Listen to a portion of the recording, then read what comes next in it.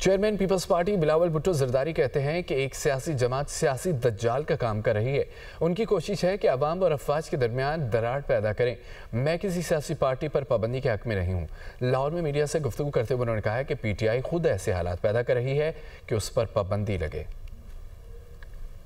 इस वक्त एक सियासी जमात सियासी दज्जाल का काम कर रहे हैं। इनके ये एक साजिश है, इनका ये कोशिश है कि पाकिस्तान के अवाम और पाकिस्तान के अफवाज के दरमियान कोई दरार पैदा।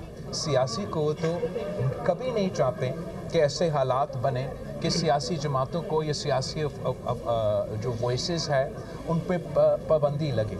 ये मेरा प्रेफरेंस नहीं होगा, मेरा चॉइस नहीं होगा, लेकिन मैं क्या करूं अगर वो सियासी जमात हर वो आप कंधा उठाए कि वो सियासी उनका जो सियासी रंग है वो उस अंदाज से नहीं देखा जाए और वो एक एक्सट्रीम तंजीम की तरह देखा जाए। जिस अंदाज से पाकिस्तान को इस वक्त खतरात है अपना दूसरा हमसाया मुल्क से, अफ़गानिस्तान की तरफ से, जहां वो दहशतगर्द जो पाकिस्तान में आके हमले करते हैं, हमारा अवाम को शहीद कर देते हैं, हमारा अफवाज को शहीद कर देते हैं, हमारा पुलिस को शहीद कर देते हैं और बुज़दिल की तरह फिर वापस भाग जाते हैं।